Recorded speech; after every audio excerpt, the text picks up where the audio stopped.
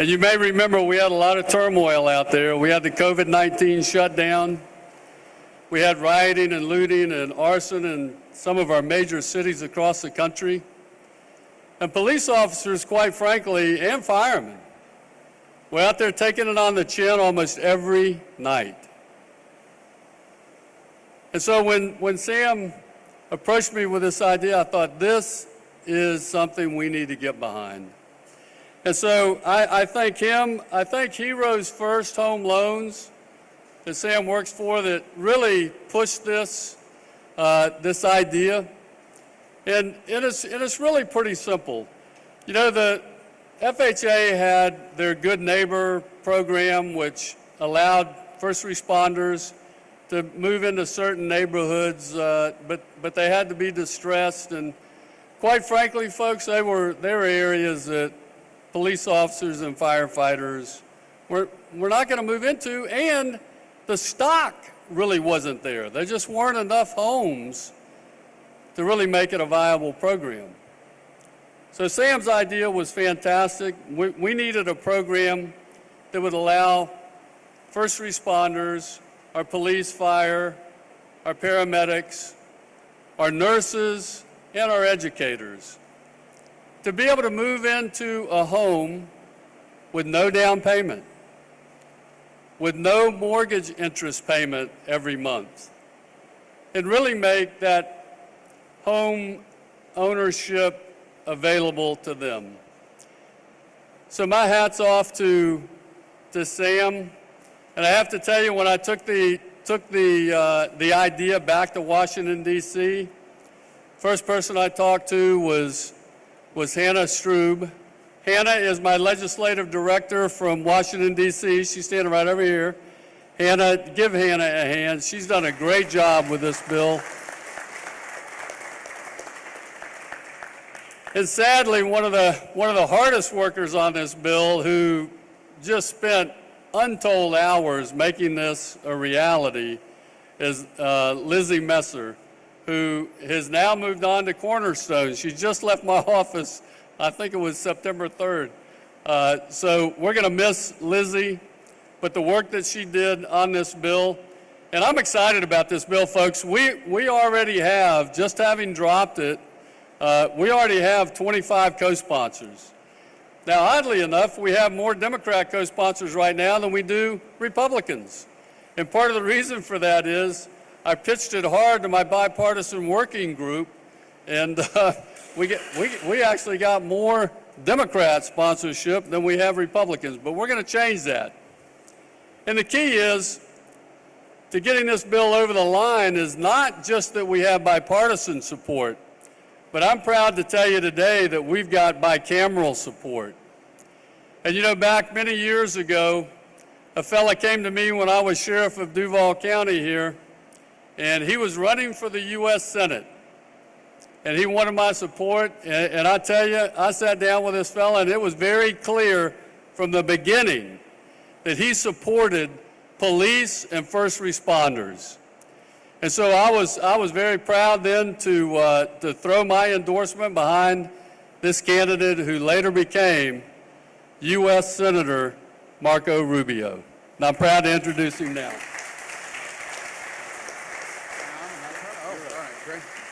Well, I want to thank the Congressman for inviting me here today. I'm excited to be a part of this in the Senate side. And we're not allowed to file bills until we're in. We had to physically be there in session, so we'll be back in session next Monday. And we'll be filing this bill, and it'll be bipartisan, because you can't pass anything in the Senate without bipartisan support. You know, this is not something we're doing. This is not a measure of charity. It's not a nice thing to do. This is a necessity.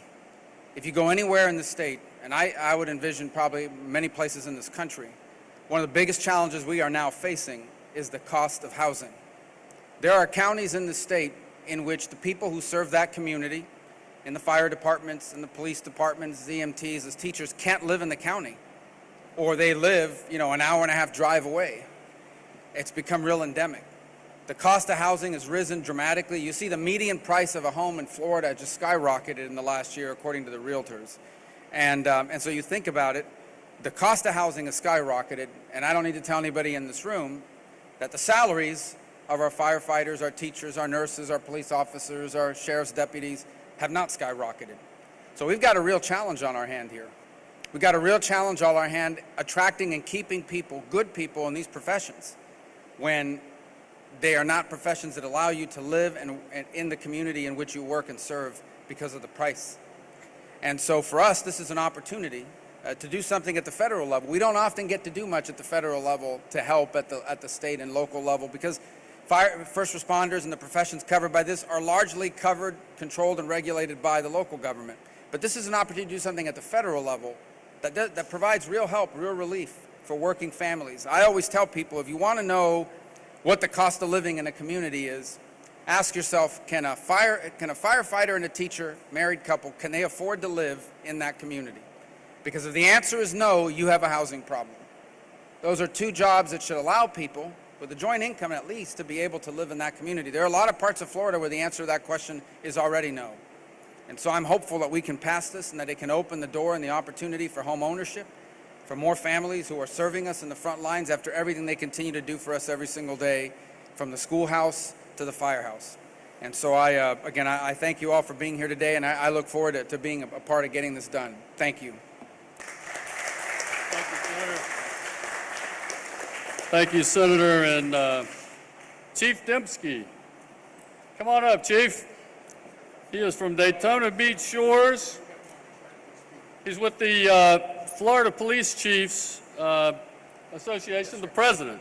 So, Thank Chief, you, Sheriff, I mean, Congressman. Yes, sir. Yeah.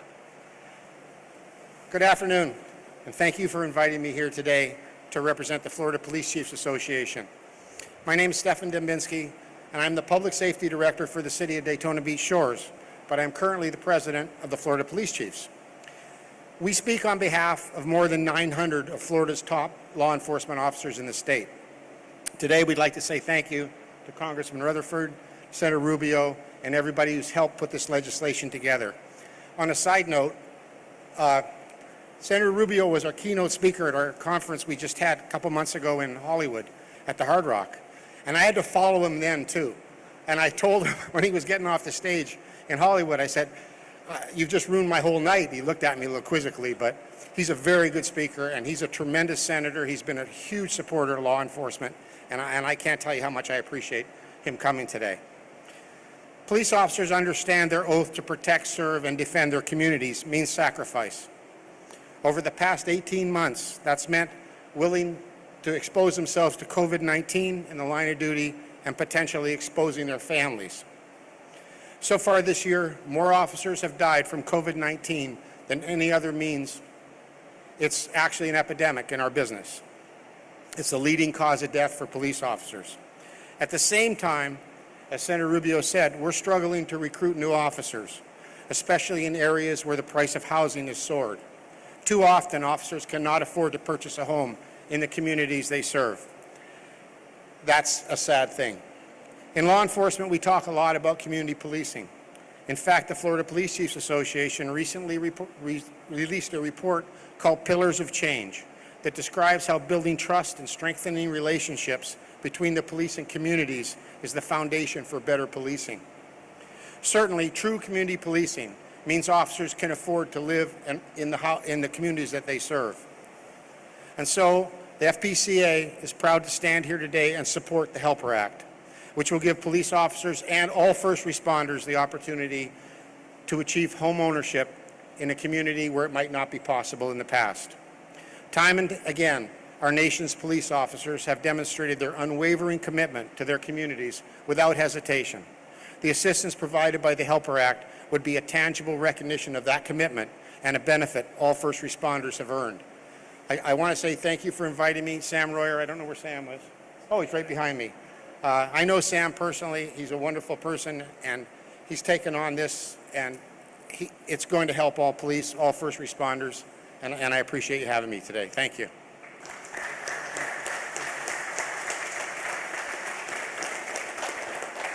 Thank you, Chief.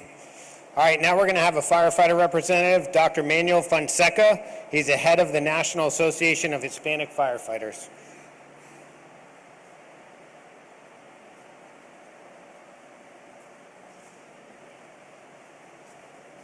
Good afternoon, everybody.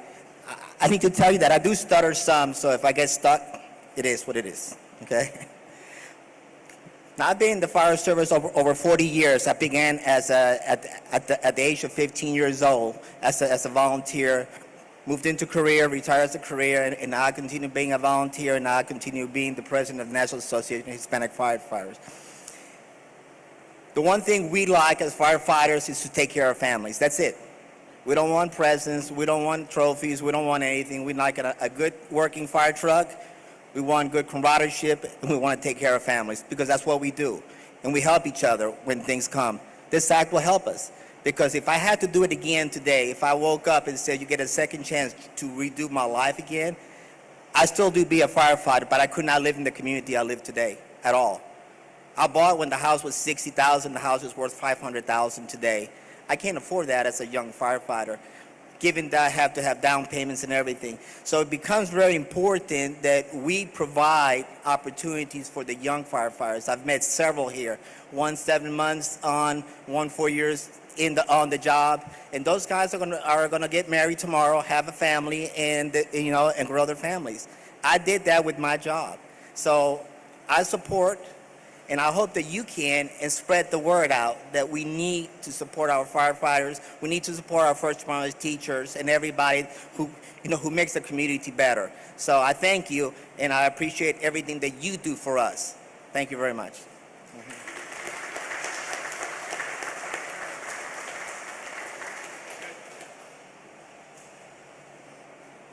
Thank you, Dr. Fonseca.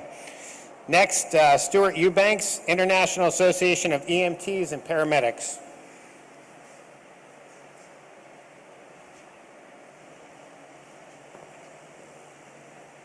Good afternoon. So, like Sam said, my name is Stuart Eubanks. I am a paramedic here in the state of Florida. I have been a paramedic for the last 13 years here. Prior to my civilian EMS career, I spent 10 years as an Army medic. Throughout the time of my career, I've watched multiple times as my coworkers and my peers have struggled to get ahead. We think that maybe the last year and a half of our lives has possibly been one of the toughest things that we've ever had to deal with a pandemic that's spread globally. However, if we really want to get down to the nitty-gritty of it, one of the toughest things that we as EMS providers have had to face is simply overcoming financial burdens. We've worked for less, we've worked more, and when we see something like the Helper Act put in front of us that could allow the EMTs and paramedics, not only in the state of Florida, but also nationwide, be able to finally afford a home, that's huge. Just this week, I've watched two of my coworkers come to me and ask me, I shared this program with them, and they asked me about it because they said they're in the process of trying to close on a home just this week, and all the hoops that they've had to jump through and the red tape and the amount of overtime that they've had to work just to have the amount of money they needed in the account to qualify for a loan is absolutely ridiculous. They're killing themselves just to get into an affordable home so that they can start a life for themselves. So to see the Heroes First take up this charge and to see the Helper Act as something that could potentially change that is monumental. And I thank everybody that's here today for their continued support of this act. I also want to say thank you to the Congressman, thank you to the Senator, thank you, Sam. I appreciate everything that you are doing with this.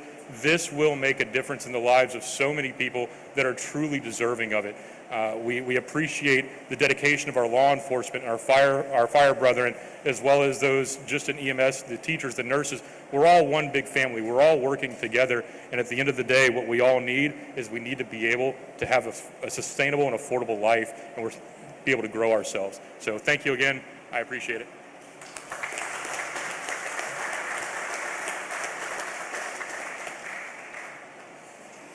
Before I bring you up, Sheriff Williams, I just wanted to say if everybody could give a round of applause to actually the Jacksonville Fire Rescue for opening up their house for us. Thank you.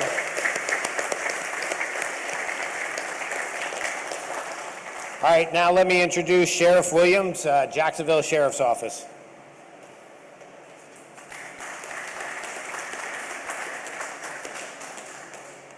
Hey, good afternoon. I think it's fitting that, this week as we have the anniversary of 9/11, that we're standing here today rolling out support of a program that's going to honor first responders. I don't think there's a better example of the selfless sacrifice that this profession demands, that fire service and police service, EMT service demands in September 11th. And so as we think about that, let's take a minute this week to really remember that event and all those who lost so much during that time. But I do want to thank Sheriff Rutherford and Senator Rubio for championing a cause like this. It's incredible to have support like that in Washington, D.C. It means a lot to us. I know I speak for all the first responders that are here and in Northeast Florida when I say thank you for that support. And again, Sam, thank you and the Heroes First team for all the great work that they've done in really pushing this effort forward. So again, thanks a lot. I tell you, the bipartisan support is impressive. Hard to do in D.C. these days, but they've done a great job with that. And our first responders serve everyone every day, and this program will serve them back. So we obviously urge everyone to support it. Thank you very much.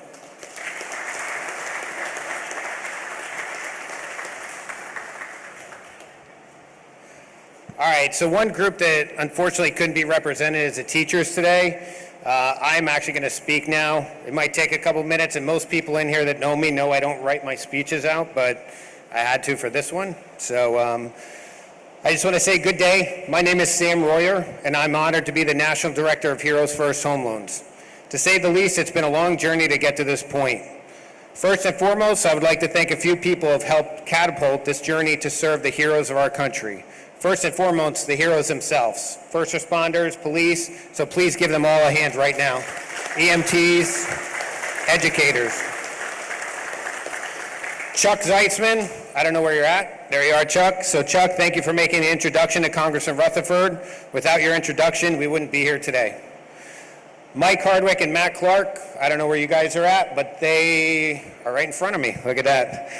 Your belief in me, your investment into this project, we wouldn't be here if it wasn't for you having the true heart to serve others first. Thank you. You both live a life of, you can applause. You both live a life of servanthood, and it is a model for others to follow. I'm one of those followers. George McAwee. Who'd ever think two guys from Bethlehem, Pennsylvania would be trying to change the world? I mean, the only other one doing this is some movie star named Dwayne "The Rock" Johnson from high school.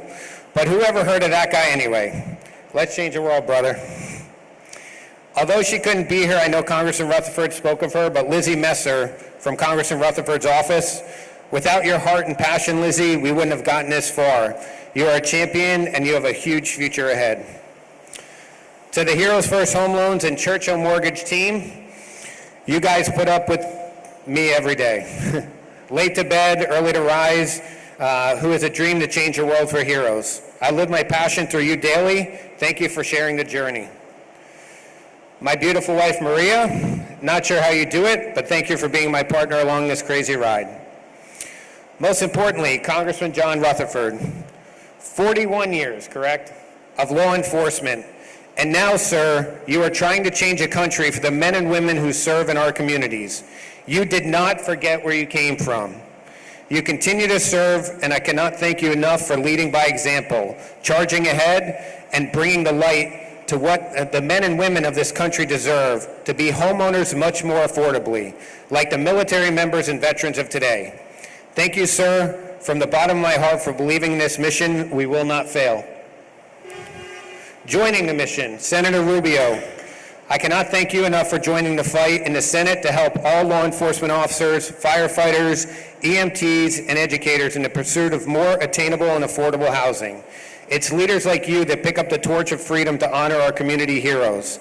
I know this is our first meeting, but I want you to know we will be your grassroots in the endeavor to get the ball over the goal line for the servants of America, those that are there when we need them most.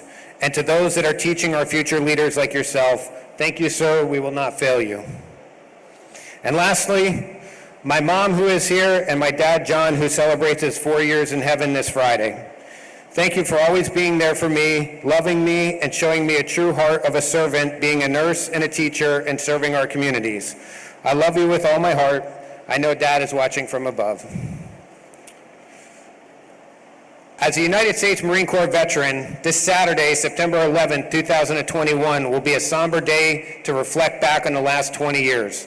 The 20th anniversary of one of the worst attacks on America, That day, 343 firefighters, 60 law enforcement officers, and 8 emergency medical technicians lost their lives.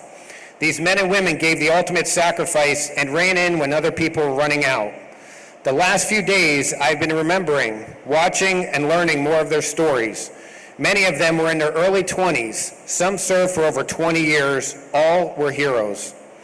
This Friday, on the anniversary of my father's passing, I could not ask to be in a better place than with 300 law enforcement officers from the Tour de Force New York ride that for 20 years now has rode their bikes 250 to 300 miles yearly to raise money for fallen officers' families from the year prior. Why did they do it? They ride because the men and women in blue are protecting our streets daily, and just this year alone, over 240 of them gave their lives in the line of duty. Just recently, one of our local heroes passed on from a gunshot wound he suffered while serving his community. His name was Officer Jason Rayner of the Daytona Beach Police Department, and he was only 26 years old. Educators, like my father John, these community heroes, especially now, are serving on the front lines of chaos, confusion, and public scrutiny, no matter what side of belief system you are on. COVID has made their jobs even more difficult with mask versus no mask, the public being outraged because of politics, when in fact all most teachers want to do is teach our future generations to make America a better, brighter place. Let all the noise go and realize we entrust these leaders with our greatest gifts God could give us, our children. Hours a day from the tender age of 5 to 6 until they leave our homes at 17 to 18, teachers are guides, supporters, counselors, and so much more. Who doesn't remember that one special teacher that positively impacted their life? Earlier, I spoke of a guy that George and I went to high school with named Dwayne "The Rock" Johnson. Well, I know Dwayne's story from reading about it, and if it wasn't for our football coach, Jody Swick, a teacher, The Rock may not have been the man he is today. A teacher changed his life. Finally, the men and women who run in when others are running out. The men and women who put on the gear, and their EMT brothers and sisters that are there when times are the worst for many. A non-responsive spouse, a baby that is badly burned, or a building that is about to collapse. These heroes have been there when we needed them most, and in many cases are unsung heroes. I once asked a firefighter, how many times have you saved someone's life, and they came back to the fire station to say thank you. His response after 21 years of service, maybe twice. As a Marine Corps veteran who is very proud of his service and loves what the military has done for me, and after 24 years of successfully lending to America's heroes, it has come to me that we needed to do something for not only those that serve across the oceans when called, but the heroes that stand their ground on America's soil as well. The law enforcement officers, the firefighters, and EMTs that run in when others are running out, and the teachers that give back to the future. We needed to make their homeownership aspirations more affordable, as mine and others are with the VA Home Loan Program. That is why the Helper Act is so vital for America's heroes. This program not only gives a more affordable option to the community heroes, but it also gives them an unlimited supplies of homes in the areas they serve that they can choose from. With no geographical restrictions, after 4 years of service, these leaders would still qualify just like a normal FHA loan that is in place today. The only difference is no money down requirement and no monthly mortgage insurance for maximum affordability. Especially now, like the Senator spoke about, with home prices appreciating, it is forcing these heroes out of buying range for the families, which we in America should not allow.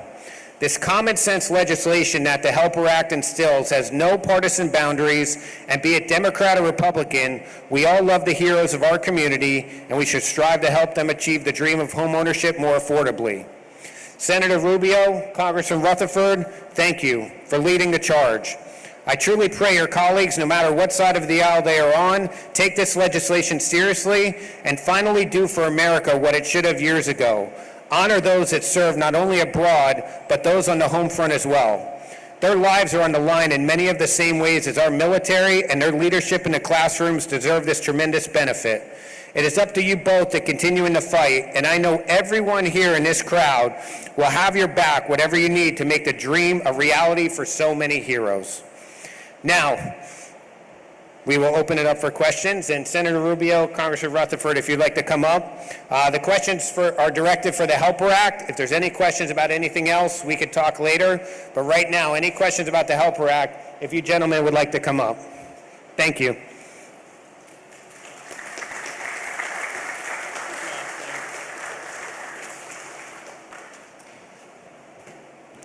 I know it's hot. Any questions? Chuck?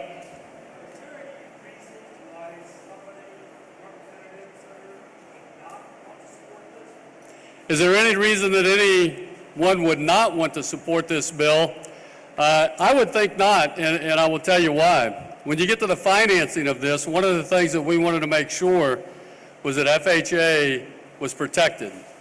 And so they pay a 3.6% upfront, small fee, and then they don't have to pay that monthly every year, year in and year out. And so it really should be revenue neutral for FHA. So I don't know any reason that an individual congressman or woman or senator could not get behind this. Well, there's always someone against something. And a lot of things get in the way of these things passing sometimes. You know, some of it's jurisdictional, like someone's committee is supposed to oversee it and they're mad that it didn't go through their committee. Sometimes there's a cost component attached to it people want a closer look at in terms of whether government should continue to expand being involved in this. So I think the best answer to your question is I don't believe there's any good reason to be against it. And I say that with respect to someone who may have a principled position that I haven't heard yet. But I think we'll have broad support. And really the question is more, can we find the time in the schedule of all the other things Congress is dealing with to get this thing passed? My hope is that we can have unanimous support, because if we can, then we can pass it very quickly out of the Senate. Can I make a comment to that? So, Chuck, just to your point, so everybody knows, so that upfront mortgage insurance premium is exactly the same as a veteran or military member would use for their second use. So it's something that we crafted in a way that basically if one of these firefighters used the program, if they sold their house within a year, it wouldn't make sense for them to do it. But after about a 24 to 28 month living sense, it's exactly the same as a traditional FHA mortgage, and then their long-term savings is for the rest of the time they hold on to that mortgage in that home. So it is much more affordable for them. And we should say too, it's a one-time use. They get one time to use this option, and that limits the exposure as well to the federal government. Any other questions? If not, we'll be around for other questions, but you want to say anything? No, that's good. Thank you. Thank you. Thank you. Thank you, everybody, for coming out. We appreciate it.